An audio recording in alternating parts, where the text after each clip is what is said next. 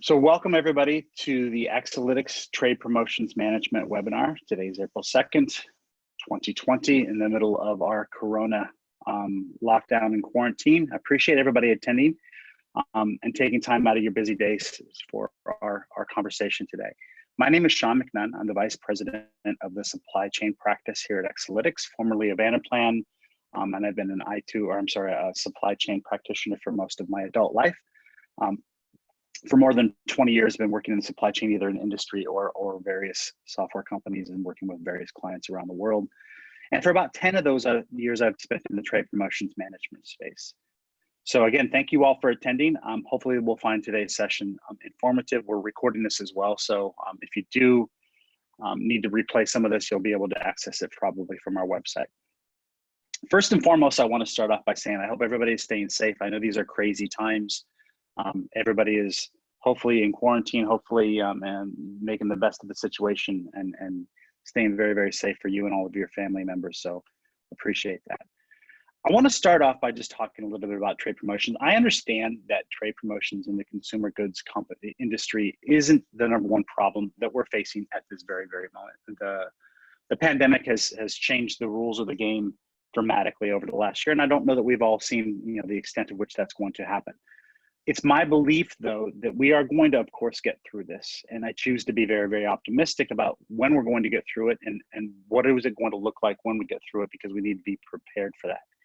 And I was reminded as I was getting prepared for this conversation today about a story that I wanted to share real quick here is when I was sort of a younger guy, I'm a little bit of an older guy now, but when I was just coming up, I was working for a company called I2 Technologies that some of you may or may not remember, now part of JDA.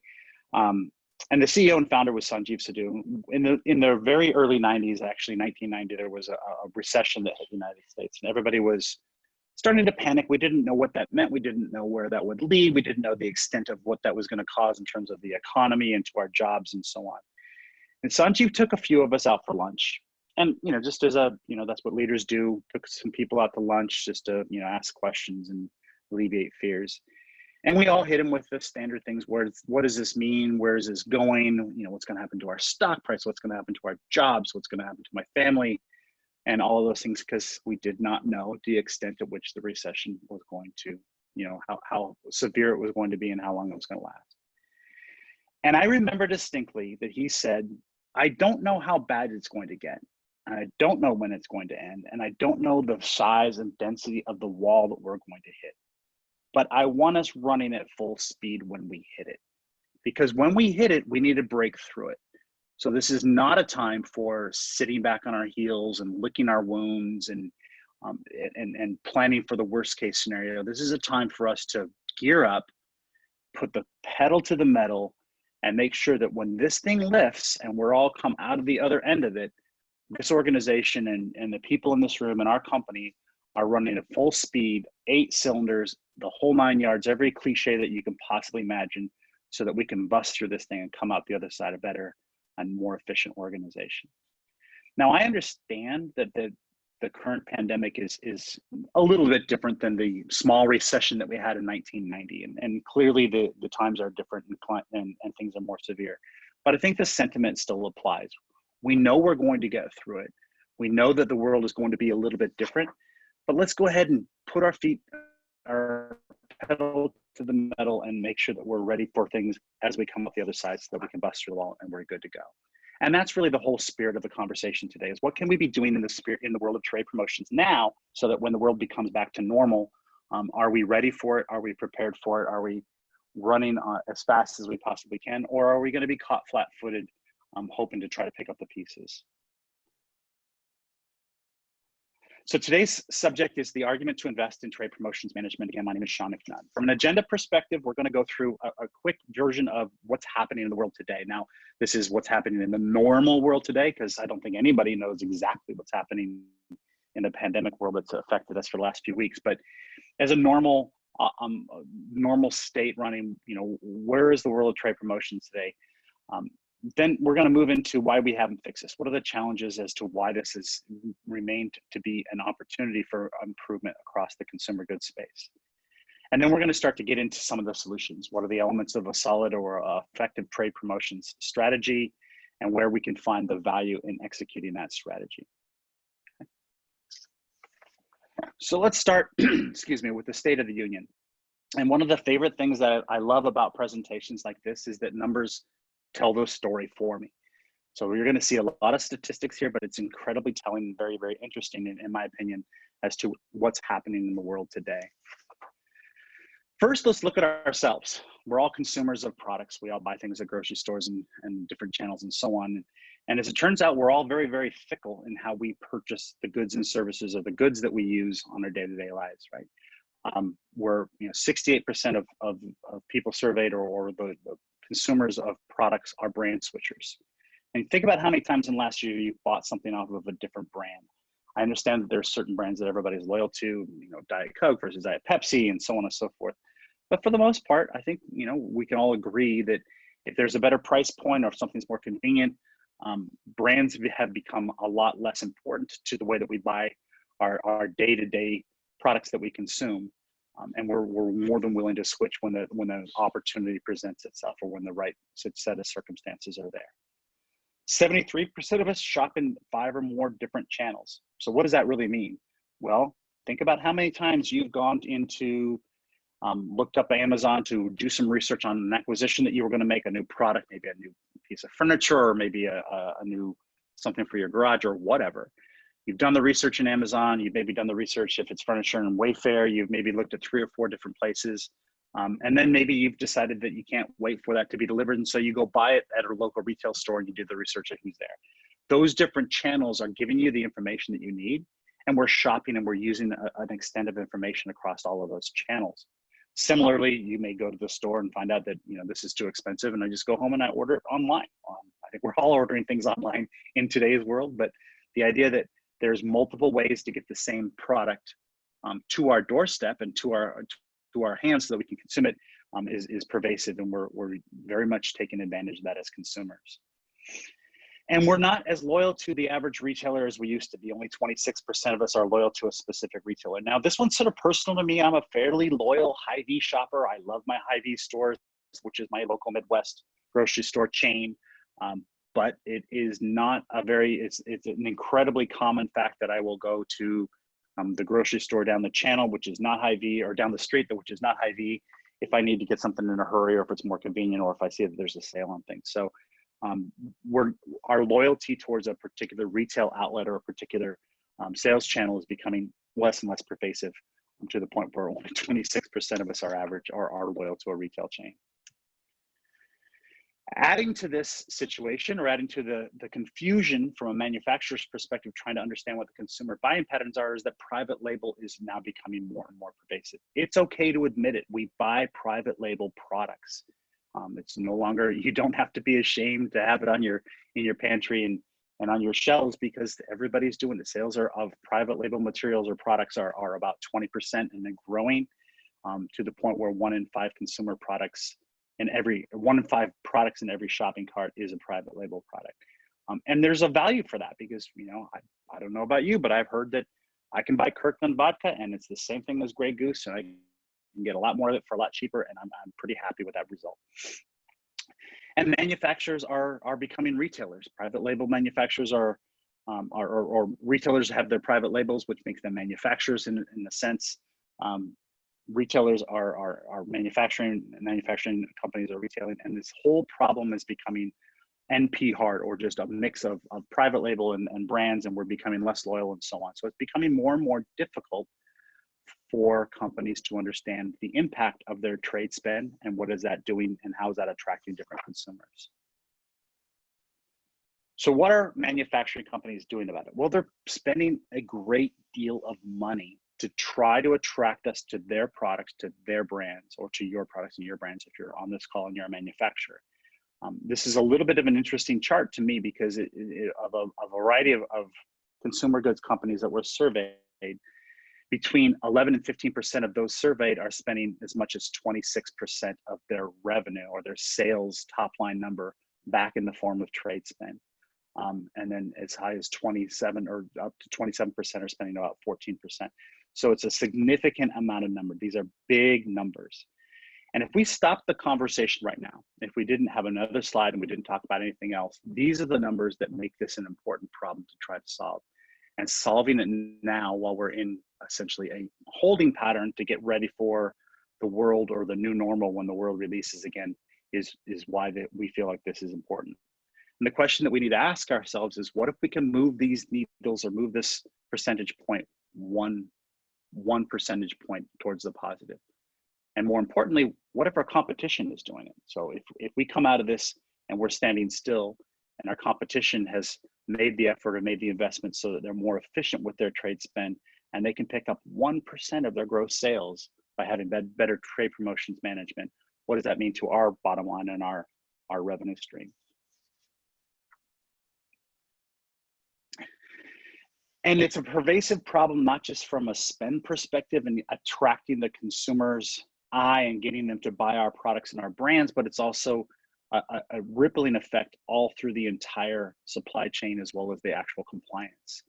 So for example, when we talk about trade promotion management having an impact on the supply chain, we know that from history, the stockouts tend to happen more frequently. In fact, they double for items that are under promotion. We know that our promotions that we put in place, the best laid plans, are only 40% compliance through the retail or the sales channel. And we also know that, or we don't know, the impact or what the ROI on those promotional activities we put in place. So in addition to sort of the numbers, we've also seen 3 or 4 very dramatic trends. Now, these are going to be semi-obvious, but the numbers make them kind of pervasive and very, very alarming, right? There's this thing called the internet. I think it's here to stay. I think we can all agree with that. And if you think back to the first time that you used your credit card to buy something online and how nervous you were about that and how scared you were that somebody was going to take your credit card and do bad things with it and steal your information, steal your identity, steal your money. And think about where you are today. It's the drop of a hat. It's not even a concern any longer to buy things on Amazon, to buy things in different channels, to buy things online, to the point where consumer goods sales are growing about twice as fast as other sales in general. And in 2017, which is a little bit of an old statistic, consumer goods sales passed over $10 billion online sales for the first time in the United States. Online channels drove about 89% of the growth for consumer goods products between 2016 and 2017, and that number is just getting larger and larger. But one of the concerns then, or the opportunities for improvement, is that only 13% of manufacturers have a separate budget or a separate strategy for their e-commerce platforms and e-commerce business. What does this mean to me? Well, this is telling me that the classic coupons, end caps, BOGOs, things that we do at the brick and mortar store that our trade promotions management are maybe missing the point if we're not looking at the whole picture, which includes the digital trend and how consumers are purchasing products today. In addition, consumers are more willing to give up pieces of their information for personalization. It's one thing to buy Chobani yogurt, but it's another thing to use the hashtag made with Chobani and get recipes and things that I can do with that. And I'm willing to give up a little bit of my personal information, my shopping patterns, my identity, in order to gain access to that extra piece of information. So we're, as consumers, more than happy and more than willing to essentially pay for a personalized service with our information and with our data. And companies need to start taking more and more advantage of that. And all of this results in a large quantity of data that needs to have more effective use. It currently takes a company about 4 weeks to understand if a promotion was effective or not. And that's just simply too long. By the time that promotion has run and we've done our post analysis to find out if we got the results that we wanted, the ship has already sailed, the horse is already out of the barn, whatever analogy or cliche that you want to use, but the information wasn't relevant during the time that the promotion was running. And we did not have the ability to make midstream adjustments and so on. And we start to see a little bit more of the more robust science coming into play. So cognitive computing is coming into play more and more in trade promotions, which is reliant on a large quantity of this data, which, as we just saw on the last slide, we're more than happy to serve up to manufacturing companies if we get some service or some personalization in the background or get something back. So the combination of the statistic that we talked about, the personalization willingness that we have as consumers, the digital trend of more and more being bought online and that giving us more and more information, as well as the technologies that are in play, are hopefully driving the solutions that we need in the industry to be able to get things more effective and more efficient. Which gets us to the question of why we haven't fixed this yet. So why is there such a large trade spend, and how is it that we don't know if that trade spend is being effective or that promotion was effective and gave us the result that we wanted to? Well, the first thing is there's a significant lack of organization across all of the departments in a manufacturing organization. And this, you don't have to go very far or look very deeply to see this. If you're attending this call and you're a manufacturer, how many times has marketing put a promotion in the field that sales wasn't aware of, that certainly supply chain wasn't aware of, and was all of the different pillars of the organization in lockstep and in stream to understand what the impacts are going to be and be able to plan for it. We don't necessarily have the ability to measure ROI in the real time, as we've talked about, and that has the impact both on the trade spend as well as supply chain and so on. So for that orchestration of across finance to marketing to sales to supply chain, that end-to-end view, traditionally no solution has been able to completely orchestrate that complete solution. There's also a significant lack of data timeliness. We call it data latency or lack of granularity. Oftentimes we get information at a higher level of abstraction that doesn't really do us much good when we're planning promotions down to a specific level. And just the latency of the information to come through and help us understand in real time or in close to real time what is going on and how are these promotions being effective and so on.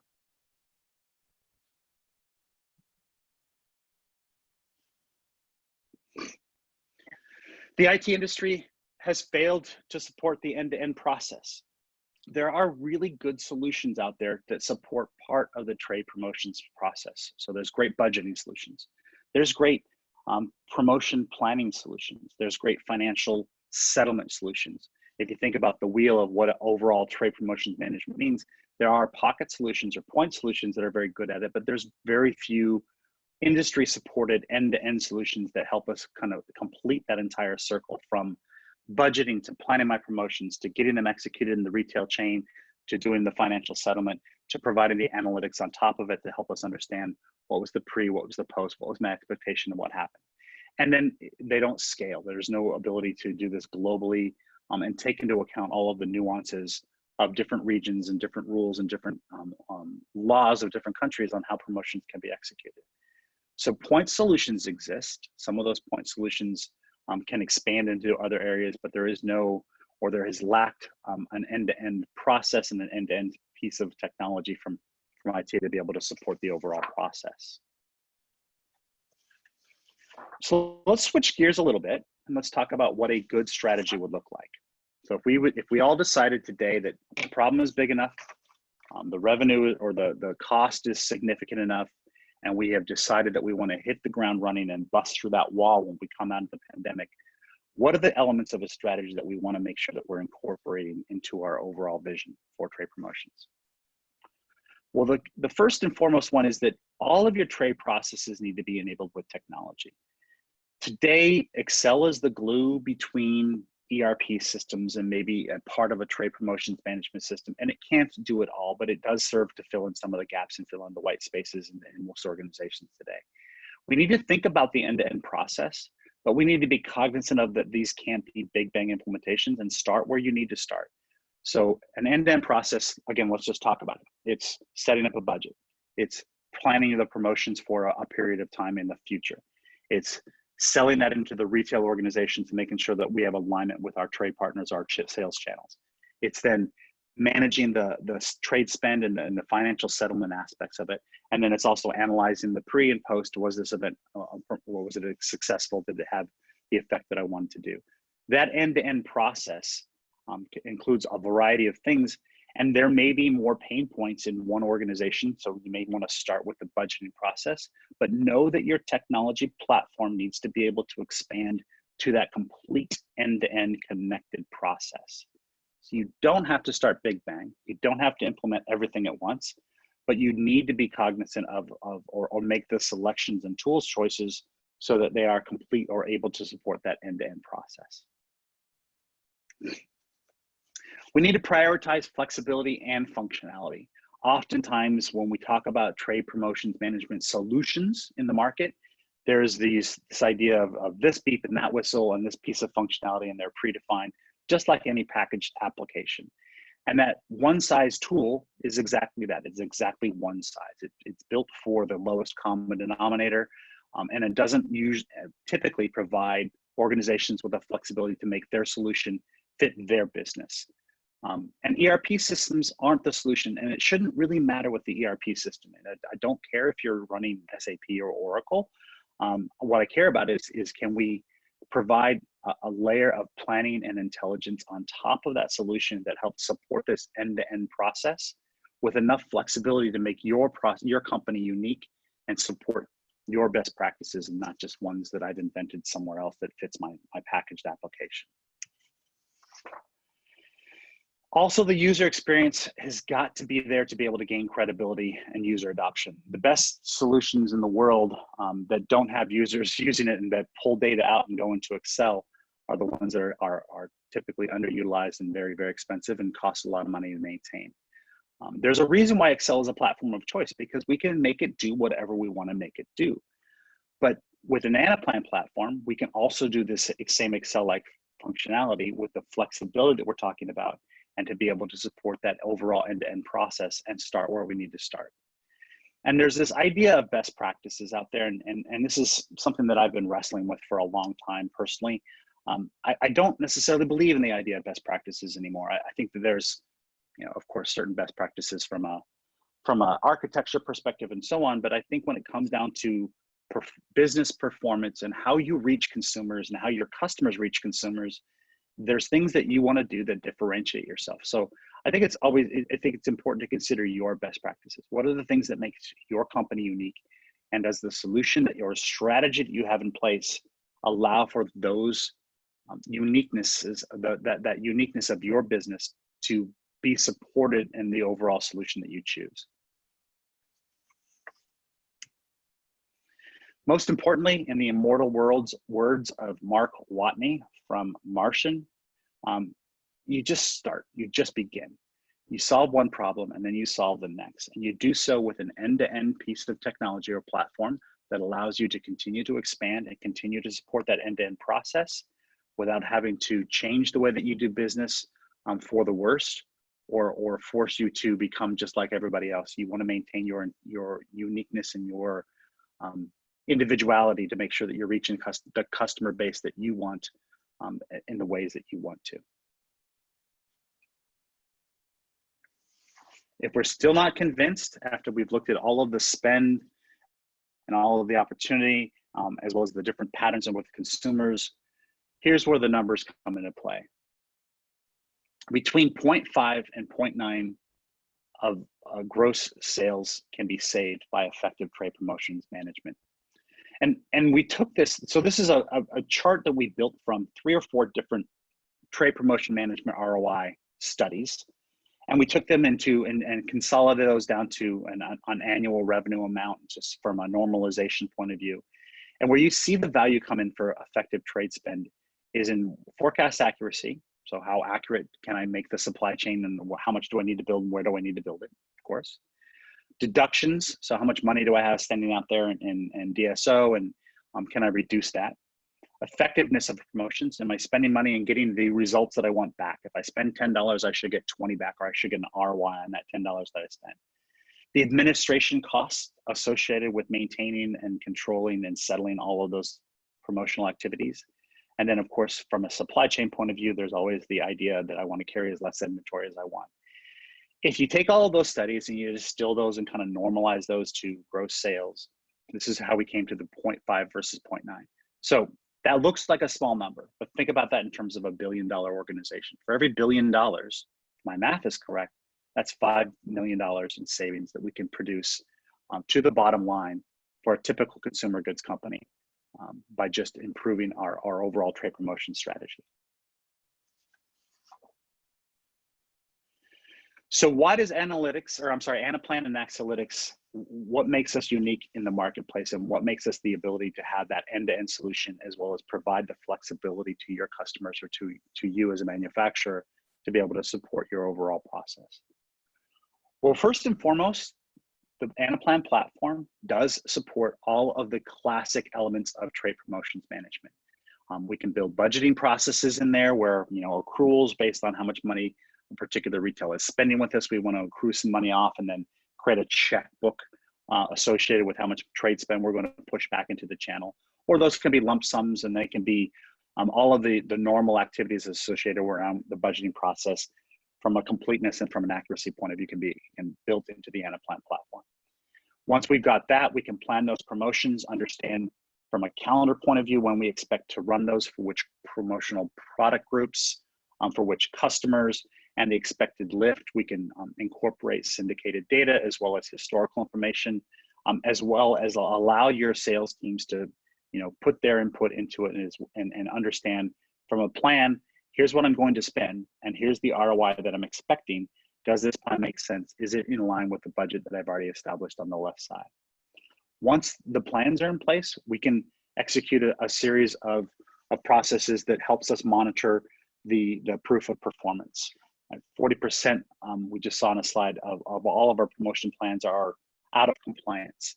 And we want to put in place the checks and the balances to make sure that, if we're spending good money into this promotional world through a retail channel, are we tracking, and is that promotion being executed the way that we expect? And then the last piece, of course, is once the accounts receivables come through and deductions are made, or coupon spend has to be put out there and so on, are we managing and tying all of that spend and settling all that spend to the right promotion so that we can see whether or not that promotion actually, in fact, drove the ROI that we were expecting to see. So the classic elements of budget, plan, execute, and settle are all incorporated into the Anaplan platform and can be delivered through Accelytics Consulting. In addition to that, use that very pieces of information and connect that planning problem to other areas. So a couple examples of that is that we can use the Anaplan platform to help understand what is the historical separation of promotional quantities versus base quantities. This is kind of the holy grail in promotions management of what was my base volume and what was my promoted volume. Now that I know that and the type of promotion that I ran, I can better predict the future, and I can better understand if I'm going to run an event that looks like this, or have a digital campaign that looks like this, or offer something to my consumers that look like this. Historically has shown me that that's going to generate this type of result. So therefore the cost and the ROI is known, and it becomes more and more informative as we move through time. We can improve the predictability and latency of data by bringing more information into the platform in real time and see how promotions are performing in flight. And we can do that across any measurement criteria that we decide to be important. There's the classic ones about just standard ROI. There's also cost per incremental unit. But however you want to measure the performance of your promotional activities, whether those be classic brick and mortar or a digital activity and so on, we can define those measurement points, bring the information in, and the platform provides enough flexibility for you to measure your effectiveness in ways that make sense with removing or minimizing the latency of that data by improving the import processes. We can connect, and this is getting outside of the world of trade promotions management, but it's also incredibly important from that overall end-to-end solution to say, it's one thing to manage the promotional spend, but we also want to connect that to my S&OP process or my AOP process, where I can identify where my overall targets were for a year, identify the areas where I'm falling below those targets, and then use the controls and use everything we've just seen with trade promotions to essentially put events into the field to drive the volume to where it needs to be, as opposed to just copying last year's calendar and saying, here's what we did last year and here's the events we're going to do this year. So that's just the way we run our company. We want to make sure that we're connecting that into the overall larger picture plan, which defines how we want the company to grow going forward, and then identify the areas where we want to essentially shape demand through promotions. And that comes by, again, a flexible, complete end-to-end platform that allows us to connect the promotional planning process to the AOP process or the S&OP process to see where these opportunities lie, and then knowing historically how they performed, how we can basically shape demand to achieve our overall corporate targets. And the same thing with supply chain. We want to minimize that 2 times stockouts, 20%, stockouts double during promoted items. And that's because those aren't connected planning process. We can easily bring all of that promotional activities into the supply chain plan. So we can see not only baseline forecast or maybe a statistical forecast, or maybe an expected financial forecast and so on. But what is the expected lift that we're hoping to see based on the promotional events that are in flight, and where are those plans, and how much is that going to impact? So we can minimize any of those disruptions to the supply chain by connecting both the planning process, demand planning process, to the promotional planning process, to the supply planning process. So how do we get there?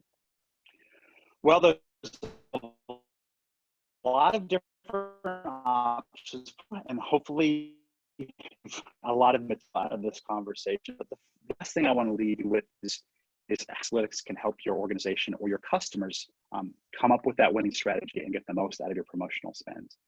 Accelytics performs what we call our assessments, which is just exactly that. Is where we will come in and help you identify where the potential opportunities lie, help you create that overall end-to-end roadmap, help optimize your overall process, and help you understand where the value is going to be, and create that picture for you that helps you, again, comes up with that winning strategy of how we're going to hit that wall when we all come out of this pandemic, to be able to hit the ground running and make sure that we're delivering as much as we can and maximizing our value.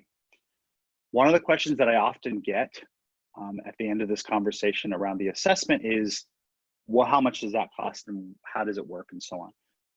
The short answer is it's free. The longer answer is just reach out and give us a call. Go to accelytics.com, reach out to me, reach out to Joel, reach out to Ash, any of the people that you can see on our website, and we can walk you through the process. But it is a free 2-week assessment to help you understand where the potential lies and where the value lies and what that roadmap could look like. So with that, if there's any questions, I can take them now, and we can open up the line. One of the questions that I often get is, I already have an SAP system, I already have an Oracle system, I already have this large ERP system that we've invested a lot of time and effort into getting up and running. So why would I need another system on top of that to help me with my trade promotion spend? And my answer that I always give is that transactional ERP systems are very good at what they do. They're built to be transactional. They're built to kind of keep things aligned and make sure that all of the dollars are accounted for and so on. But they tend to fall down, or they tend to be less flexible when it comes to the planning side of things, which is where the trade promotions, where we want to spend a lot of our effort to optimize our TPM efforts. So they exist. A TPM solution exists in parallel with an ERP execution system. They're obviously cousins. They hold hands. They make sure that transactions are flowing, historical information is coming in, settlements are being processed accordingly, and so on. But the ERP systems don't have the flexibility to adapt to your business and execute and implement your best practices. This is why an Anaplan solution is so powerful, because we can make all of that flexibility come to life and make sure that your best practices are instantiated in the solution and work side by side and integrated into the ERP system to allow it to perform the way that it needs to perform.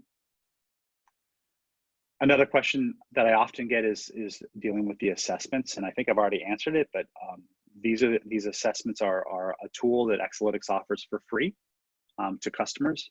Typically take 2 weeks, and typical deliverables and results are an end-to-end roadmap with staged deliverables, as well as the value proposition of where we can generate and deliver the most amount of value to your organization by introducing the Anaplan platform or just process changes in general to optimize your overall solution.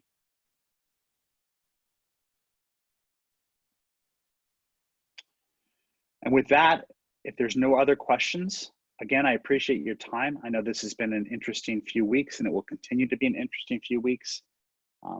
But the message here is, again, in the words of Sanjeev Sidhu from i2 Technologies, I don't know when this is going to end, I don't know the size of that wall that we're going to hit and when we're going to hit it, but I do know that I want to hit it at full speed. I do know that I want to come out of this with the organization operating at its maximum efficiency, so that when the fog lifts and I can see the road again, I know exactly where I am and I'm at full speed and I'm ready to take on the net challenges of tomorrow.